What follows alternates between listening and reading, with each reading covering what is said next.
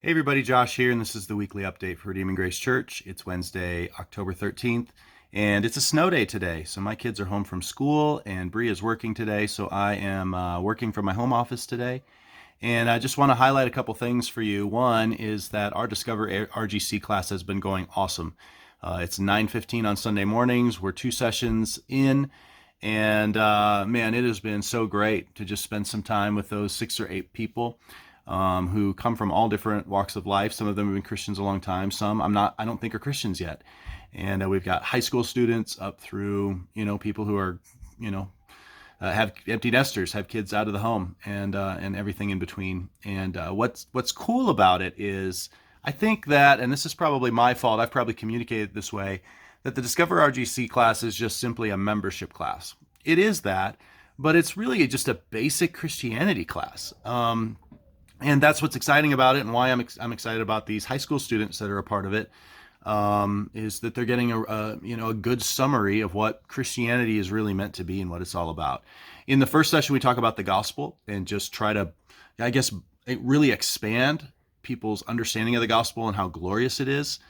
Most people have a pretty simplistic view of what the gospel is, and it certainly is simple. Even a kid can grab it, but it's so deep and glorious and majestic. So that first session is probably my favorite, as we just blow our minds with how glorious and big and eternal and just how awesome the gospel is. The second session is then a walk through our statement of faith, which is a real summary of Christianity. I mean, it's a systematic theology class that is reduced down into bite-sized piece in one session. And so people who've never heard the term Trinity before walk through this class, and then people who have degrees in theology have really appreciated this class. So it really works on all levels, and it's really neat to have people in the same room hearing this, and to see the light go on, to see the twinkle in their eye, to go, oh, I didn't know God was like that, and I didn't know that's how he saved me.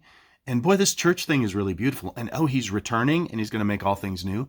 It's really cool to see that, even from those who maybe have heard it their whole life and just haven't had a chance to hear it that way, or those that are brand new to the faith, like these high school students, which I'm really excited about. So the third session then is why church is, if Jesus is king and he's bringing a kingdom, why does he mess with church? Why did he create it the way he did? And if we're going to call him king, then we have to be part of his church. Like, that's just, if we're not, then we're not really calling him king, we're making ourselves king. So we talk a little bit about what that means, that church is the expression of his kingdom and a necessary part of the Christian life, which then leads into session 4, which is our church covenant. Now, the church covenant is what we agree to, it is what we sign to, but essentially, the church covenant is really meant to be the entire New Testament boiled down to 7 bullet points. That's really what it is all the commands, all of the requirements of the New Testament, really put down. Well, if you were to put it all on one page, what would it look like? What would it look like to be a Christian? And to put it down on one page, one easy to understand page. And that's really what our church covenant is. So whether or not someone commits to it at our church, it's really a handy guide to understand what is the basics of what the Christian life is all about. The final 2 sessions then talk about missions and outreach, and what we're called to as Christians, to hold out the word of life and this glorious gospel and these truths of Scripture and this call to follow Jesus, like the New Testament describes. How do we hold that out? What do we do? How do we make that available to people?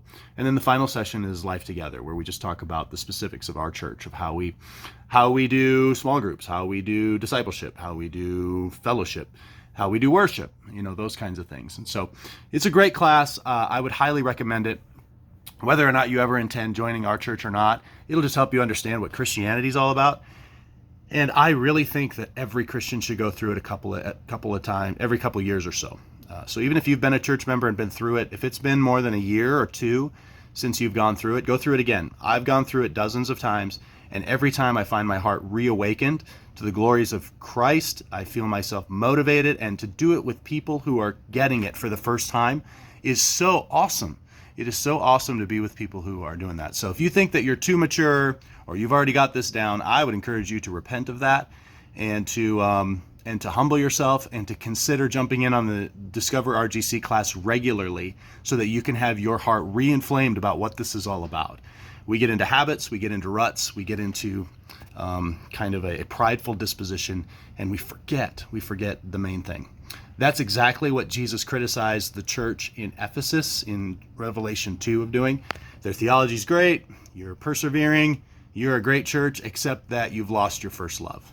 You have forgotten what this is all about, and so I'm about to close you down. I'm about to take away your lampstand because you have left your first love. Now, you don't have to take the class. That's to reclaim your first love. But I do think it helps, and it helps me, and I've been through it dozens of times, and so would encourage you that if, even as a church member, to regularly go through that class and have your heart re-inflamed about what this is all about, to return to your first love. And I think that you will find that this class does that regularly. And so we'll just invite you to consider jumping in on that class. I'd be happy to do it as a personal Bible study, just me and you. I also would love to have you jump in on the next time we offer it. Since we're already a couple weeks in, it probably doesn't make sense to jump in right now, but you could if you wanted to. So, one other thing that's an idea that we've had, that Gary and I have been kicking around, is the idea of, for Halloween, we're doing a reverse trick-or-treat. So the idea is that maybe we would gather up sometime between now and then and put together bags of candy and a nice note or invitation from our church.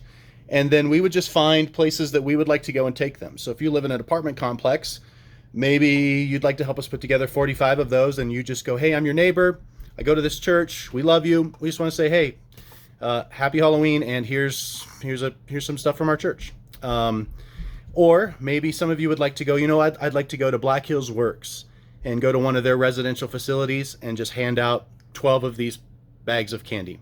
Or I'd like to go to this retirement home. And I bet they don't get engaged very much. And it would be nice to take 40 of these and go and just hand them out. I'll take my kids, and we'll just go bless those people. So instead of us going to all the work of creating some event and then hoping people come, maybe we could take that kind of energy, create little bags of candy, and then do reverse trick-or-treat. And then we could target the places that we want to go and make an introduction, maybe in our neighborhood, maybe an apartment complex, maybe a place that's overlooked in our community, and just go, hey, we love you, reverse trick-or-treat. I think that would be, I've never heard of anybody doing that before. I think it'd be kind of charming. I think that it wouldn't be off-putting. It doesn't ask anything of anyone, doesn't tell them to come to some event. And I think it gets us moving. So if that's an idea that you are excited about, we don't have a ton of time, so I need to know right away if you'd like to contribute in helping assemble those, and then letting me know if there's something that you would like to do. I'd love to just equip you to go and do whatever that makes sense. So if it's a small group that wants to go hit a nursing home and do this, or if there's just you want to hit your neighborhood or something like that, I think there's really an opportunity to be very flexible and creative, and to be something that our kids can be engaged in, that we could do together as families, and take advantage of the opportunity and the openness that kind of comes from this particular season, where people are kind of open to engaging each other, exchanging gifts and candy and that kind of stuff. So reverse trick-or-treat, if that's a good idea, let me know, and let me know if you want to be a part of that. If it's not something that has interest among you, then we'll just let the idea die, save it for another time. But if it does have interest, we need to jump on it soon. All right, all the usual stuff. Prayer meeting Wednesday night. We'll see. I'll let you know whether or not the weather is going to allow us to meet tonight, so stand by on that. 9:15 classes on Sunday, small groups, the whole deal. Jump in. Church is more fun when we're invested, when we're making time for each other, when we're all in. And so consider going all in a little bit more this week. Reach out to somebody, encourage them. Stay safe and warm. I love you. I'll see you Sunday. Bye.